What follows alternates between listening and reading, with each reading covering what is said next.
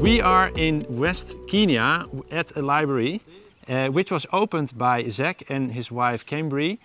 They have a big YouTube channel and they use the YouTube channel to collect books. So they asked their followers to donate books, and they donated this building, and now there's a running library. Yes, so we are now 11 months on the road, and as we got so close we thought, see how it's going. What we learned in those 11 months is how important education is. So in the transition of sustainability, but also to help people in poverty or to give them a bigger chance, education is the beginning. So we can donate money, but if people don't know why or the background or the cause, if they learn, then it's something within themselves that they want to do, and we feel that that's the best thing. Yeah. So that's why we are very enthusiastic about this project, and we decided to have a look.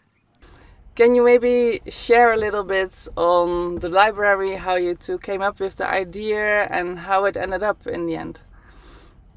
Yeah, so we felt the need to kind of like help out, I guess, and I felt like the most influence we could have is probably over there in Kenya, and luckily we have an adopted uncle who's from Kenya. His name is Philip, and so because like we didn't really know where to start, we wanted to make sure the money got into a good place and like it was actually having an impact, and that no one would like take the money and run with it, you know what I mean? And so we got really lucky with him, and he was able to help facilitate the project and make sure that everything was successfully implemented, I guess. And I'm really pleased with the way the library's turned out, and I'm excited for you guys to take a look at it. How did it come for you to be so passionate about sustainable initiatives? I just think it's really, for me, I mean, I love the planet and everything, don't get me wrong, but electric vehicles are just like, they're so fun and they're so fast and they're so powerful. And it's like, for me, just it was fun having an electric vehicle, and I wanted to make my own just purely from like the do-it-yourself, can I do it aspect. Turns out I can, and like that was a really fun project for me. Well, I think like you're always interested in projects that have the ability to have like sustainability, and I think that started at a young age. Like I think your grandfather helped instill that, and your mother helped instill that. Like, what's the quote they say? Eric, what about sustainability? Use it up, wear it out, make it do or do without. Yeah. My mom said that like 5 billion times growing up. Yeah. So it's kind of been imprinted in you that it's something, a challenge somehow. Yeah. And another reason as well that we kind of got into a little bit more is like we have 2 little kids now, a 2-year-old and a 3-month-old, and like I want the world they grow up in to be similar to the world I grew up in. And if the world continues on its current trajectory, it'll be much, much different in 50 years. Yeah, definitely. And that would be really. Can you tell me a little bit how, with all the books, then you set it out in your social network, and then like, was the container? Could you have sent 2 containers? How many books were in the end sent to your warehouse? Yeah, so we started off, and like we had no idea what to expect. You know, me and Philip made that video saying, you know, hey, we need your help, and like we expected.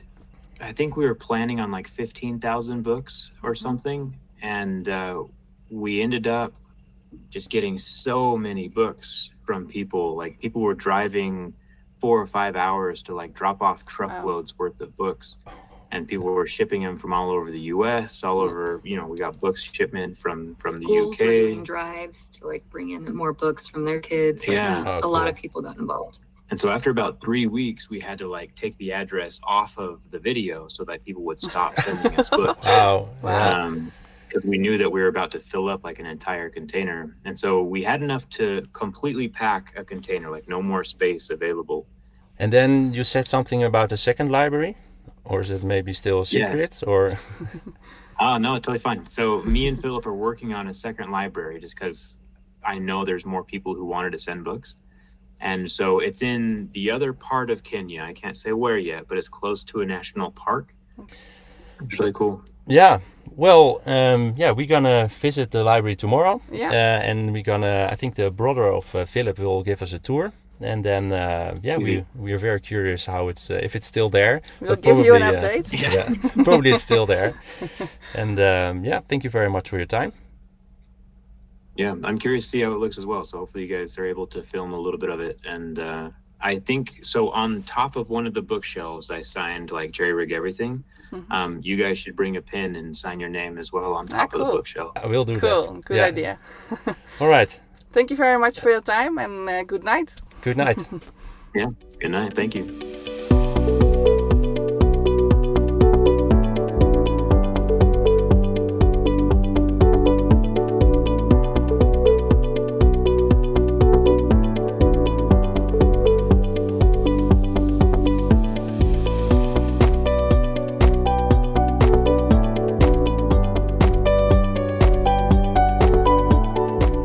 My name is Clement Ogomo.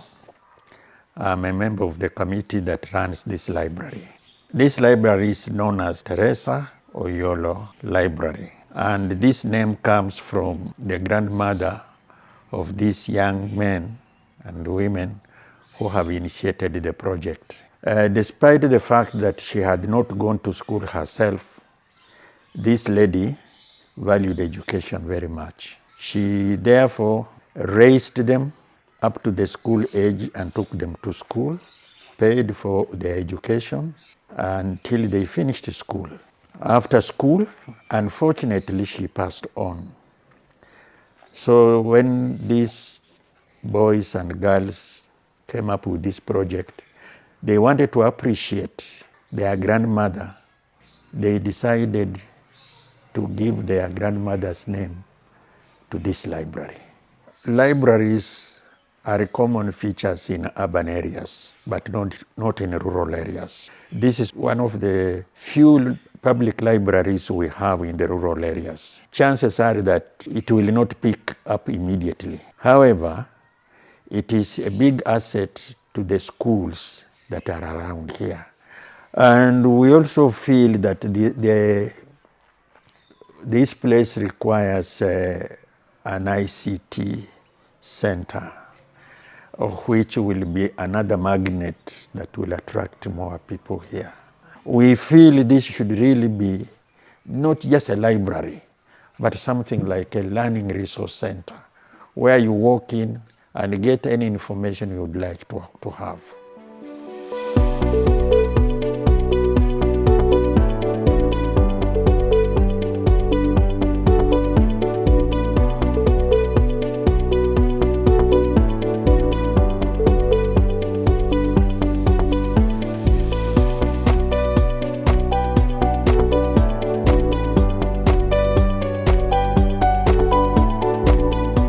Library, they have all kinds of books for children and for adults, and this can be amusement books but also education books, all different ways for people to learn new stuff, and for everybody it's just free to their use, so they can come to the library, pick a book, read it here and see what it brings to them.